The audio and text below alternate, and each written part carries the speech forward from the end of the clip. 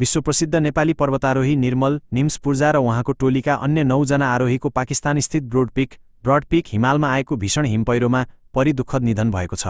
43 वर्षीय पूर्जा, जसले 6 महिना 6 दिनमै संसारका सबै 14वटा 8000 मिटरभन्दा अग्ला हिमाल आरोहण गरेर प्रोजेक्ट पसिबल मार्फत विश्व कीर्तिमान रचेका थिए र Netflix documentary 14 peaks nothing is impossible मार्फत संसारभर ख्याति कमाएका थिए, आफ्नो ह्याट्रिक क्याम्पेन अन्तर्गत बिना अक्सिजन 8047 मिटर अग्लो ब्रोडपिकको चुचुरोतर्फ अघि बढिरहेका थिए। अप्रत्याशित र विनाशकारी हिमपैह्रो स्याटेलाइट ट्र्याकिङ र जीपीएस डेटा अनुसार जुलाई 30 कोलम्बो बिहान करिब 6600 मिटरको उचाइमा क्याम्प 2 भन्दा माथि अघि बढिरहेको बेला टोलीमाथि अचानक भीषण हिमपैह्रो खसेको थियो। केही मिनेटभित्रै सो हिमपैह्रोले टोलीलाई भिरालो क्षेत्रबाट करिब 1000 मिटर तलसम्म बगाएको थियो।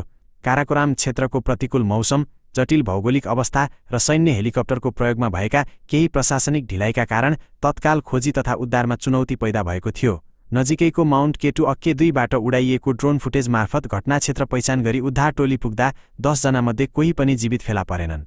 निधन हुने नेपाली आरोहीहरूमा निर्मल पूर्जा, पुरबहादुर गुरुङ, किली पेम्बा शेर्पा, नवाङ थिन्डु शेर्पा, निमा शेर्पा र ग्याल्जु शेर्पा रहेका छन्। त्यस्तै पाकिस्तानी गाइड सोहेल साखे, अमेरिकी आरोही म्यालोरी गाइस, ओमानकी नादिना अल हार्दी र चिनिया आरोही वाङ झोङले पनि सोही दुर्घटनामा ज्यान गुमाएका छन्। विशेष दस्तादेखि विश्व पर्वतारोहणका शिखरसम्म म्याग्दीको दुर्गम गाउँ दानामा जन्मिएका निर्मलले बाल्यकालका स्वास्थ्य समस्याहरूलाई चिर्दै बेलायती सेनाको गोर्खा रेजिमेन्टमा भर्ना भएका थिए। पछि उनी इतिहासकै पहिलो गोर्खा सैनिकका रूपमा बेलायती रोयल नेभीको विशेष दस्ता स्पेशल बोर्ड सर्भिस एसबीएसमा छनौट भए।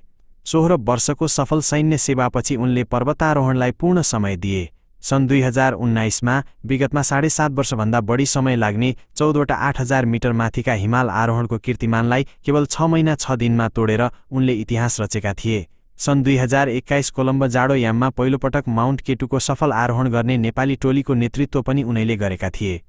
आरोहणका अलावा उनले इलिट एक्सपेड र निम्सदाई फाउन्डेसन मार्फत हिमाली क्षेत्रका भरिया, शेर्पा समुदाय र वातावरणीय संरक्षणका लागि निरन्तर काम गर्दै आएका थिए। विश्वभर शोक र श्रद्धाञ्जली यो दुःखद घटनाले सिङ्गो पर्वतारोहण जगत, खेलकुद क्षेत्र र नेपाललाई स्तब्ध बनाएको छ। विश्वभरका लाखौं शुभचिन्तकहरूले उहाँको प्रसिद्ध भनाई giving up is not in the blood, हार मान्नु रगतमै छैन, सम्झिँदै भावपूर्ण श्रद्धाञ्जली अर्पण गरिरहेका छन्।